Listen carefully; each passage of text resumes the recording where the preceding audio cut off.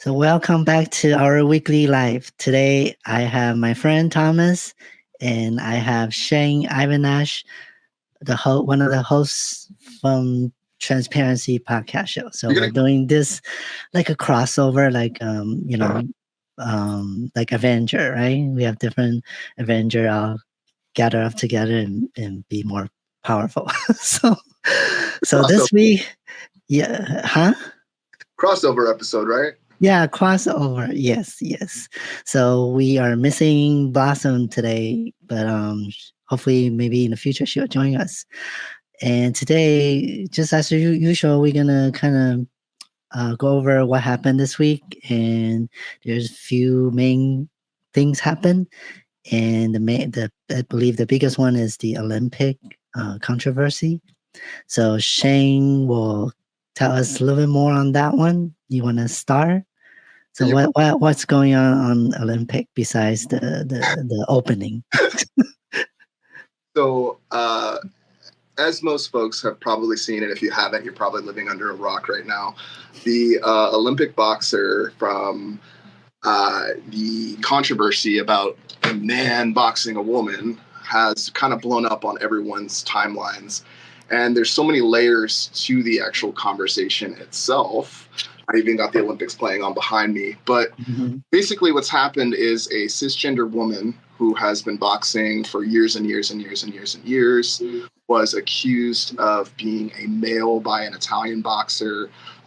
She claimed that she had never been hit that hard in her face, even though, it's the Olympics and punching competition. It's interesting to say that. And it kind of devolved into this misogynistic idea that women can only be a certain way. Everybody blew up. Everyone thought that this individual was actually a transgender woman for the longest time, not realizing that that's actually not the case. This is a cisgender woman who just has high testosterone levels and has allegedly tested as XY. But again, there's some controversy even on the testing. So that's kind of my intro into it. But I want to pass the mic on to whoever else has some commentary. Yeah, I usually don't follow sport, but this one I did follow, and I kind of look up what's going on because I don't watch the news as well. So I do understand that one of the boxer is from Taiwan, right? And my background, I came from Taiwan, and to me, it's the boxer. How she appearance. To me, is very normal because a lot of girls, women in Taiwan, they do look more in what you call unisex or more androgynous right in the middle, men too. And to me, it's very normal. I don't. If I saw the game or the Olympic, I won't give it second thought. Oh, that's a man or that's a woman. That's to me just a normal person that's competing in the sports, right? So, what do you think about this allegation, Thomas? It sounds like a reach to me. I didn't go into too depth reading the material because from the very beginning it sounded like a reach. A lot of people, and I know a lot of people are going to hate that I say this, but a lot of people don't understand, especially in the West, don't understand all the things women do in the West to look female and look feminine and look pretty. Yeah. You stop doing that, 80% of them women gonna look like dudes. True. I don't want to, and I'm not saying the women are ugly in general, but what I'm saying is, without all that makeup and the facial care and the hair care and the nails and the lipstick and the clothes, the eyeliner, without all that stuff, a lot of women would look just like that. Yeah, in my country, a lot of women looks like, well, I'll call it tomboyish. So, yeah. Okay, what's your thought on? I think Shane, you mentioned there's some other thing into it. What's the gender testing about? Yeah. Explain that part much clearly, because when I looked it up,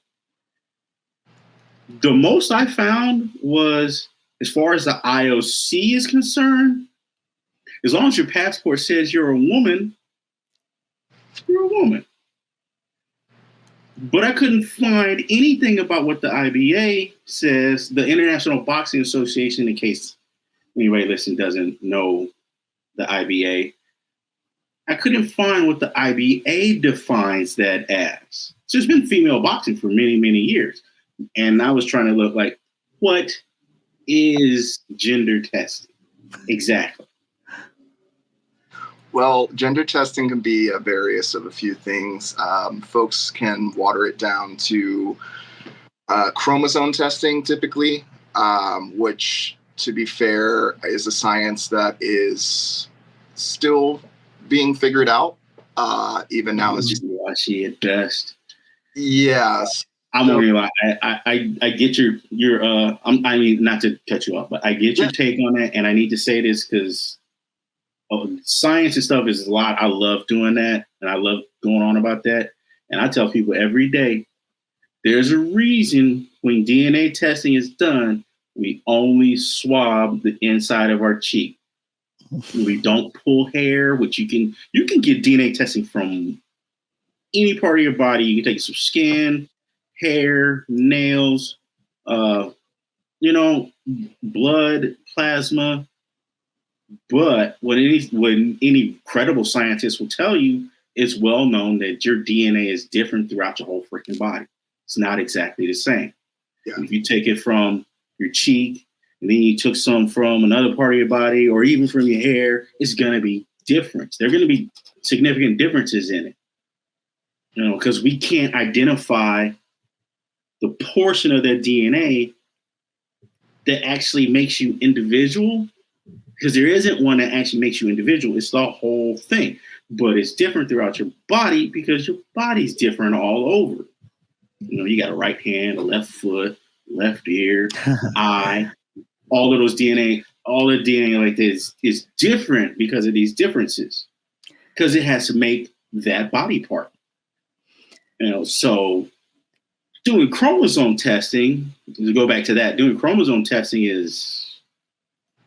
Well, again, that can be pretty interesting as well, because even if we take a look back at some of our, ancient artifacts where we have people that were typically known as female and identified as female, served as, a queen, later on testing and chromosomes came out that they came out as XY. Some of them intersex, some of them actually even male considerably. So the science in terms of gender, because gender is on such a spectrum, and it's basically hormones being introduced into a body and then creating, different secondary sex characteristics to kind of come out, whether it be facial hair, whether it be breast, etc., whatever that programming and that hormone is that's introduced. So it's really hard to first truly kind of nail down exactly what that is, because, again, there are cisgender women who we've seen, they actually have XY chromosomes. And if you were to look at them visually in a very general way, you would say, okay, well, that's a cisgender woman. She looks like a cisgender woman. She performs like a cisgender woman. But if you were to actually take a drop of her DNA, you might find out, hey, that's actually XY chromosomes, and she could have gonads in her belly. Like, there's so many different, again, variables about how we as humans come out, because it's a miracle we even make it, because we're just a bunch of cells clumped together with some programming. But also, to add to the whole situation with the IBA, so the IBA, what happened originally with the gender testing failure for that particular boxer is that boxer was actually fighting a Russian woman, another cisgender woman fighting another cisgender woman in that championship. And the boxer actually won. So she actually won. And what ended up happening is the IBA went in and said, no. There's no way she could have won. We've got to look into this, and did the gender testing itself. So that's where this XY testing chromosome thing came up, because there's also questions that the organization itself is even credible, because the Olympics now is no longer really operating within the realms of the IBA as much, because there's been some inconsistencies with the judges. There's been inconsistencies with the finances. There's been a lot of inconsistencies in the organization itself. And it does have that very heavy Russian influence in the IBA. So there is some conversation that with Imam Khalif that they went into that situation, they won that battle, that fight, and then all of a sudden the gender testing came in. And now when this Italian boxer came in and she made that statement, it just kind of recirculated something that was already projected on her, which again is that ideology of how trans misogyny harms all of us in some way, shape, or form, and especially, you know, cisgender women who don't have the traditional idea of what a Eurocentric woman, you know, petite, soft face, et cetera, et cetera. And one thing that I do notice in this conversation that seems to be interesting, and I don't know if we want to have that conversation, but there seems to be a layer of race involved as well, because Serena Williams was accused of being a man. A lot of women of color, if they excel, all of a sudden they're a man. And it's this nuanced conversation of like, there's so many things happening at once. It's like misogyny and transphobia and even a drop of racism going on. But that's kind of what I'm seeing from my perspective, just from what I've looked into, because the IBA itself has lost a lot of credibility over the years. Yeah, from what I see, it's, you know, from that opening ceremony, it's kind of like giving us a bad rap already, you know what I mean? Because that the starting point, and then they say it looks like a Last Supper and everything, and some people saying, some people in the community were saying, if we're gonna break the barrier, this is not how we do it, because you're gonna trigger some people get angry and stuff. So I think we already, everyone's mind already have that concept, and then we look into the competition, and this is what we came up with.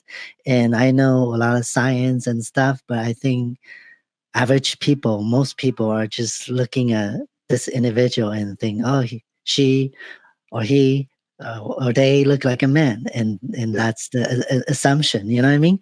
So too bad, you know, Shane, I saw one of your TikTok, you were saying at the end of the day, I think this is all a distraction for what's going on in the politic world, you know? Oh, I mean, trans people are so interesting, I'm going to say, in so many different ways, because they haven't had as much visibility over time in a way that's been positive. And it's a distraction for folks, because we've got the economy is crashing. The stock market just hit the worst since 2020. Yeah. 80. You know, there's so many different factors that are going on right now. It seems like we're pretty much in war. I mean, if there's submarines that are showing up around Florida and all of these things on, it's almost like they don't want to say we're at war, but we're at war. And I feel like trans people a lot of the time are scapegoated as a distraction for folks, because we're such a small percentage of society as it is. Like, we're like 0.000. Yeah, last time me and Thomas were talking about the minority, you know, including African American, tend to be used as a political weapon, right? Like we had the George Floyd thing 3 years ago, right? So I think this time is, you know, trans or LGBTQ communities. Yeah. It's the trans community's turn to ride the bus. What it comes down to ceremony. I don't know if you know this, but it's funny that Christians are getting upset, because that ceremony itself, that visual actually comes from Greek time. So they're actually recreating that, which was stolen into Christianity to create that imagery as well. So there's a lot of, again, different nuances of people like being projected on people as well. It's like when a lot of people watch that ceremony, should the Olympics have known not to do that? Maybe, but also if you look back at the tradition of the Olympics, that blue guy that you see there, that was actually the original like idea of that image that we all know existed before Christianity took that over too. So there's so many different layers that are happening simultaneously, and it just feels like every demographic kind of does get used as a pawn in some way, shape, or form politically, and then kind of left behind once, you know, the 4 years have rolled over and we're in the next 3 years of waiting to see what happens.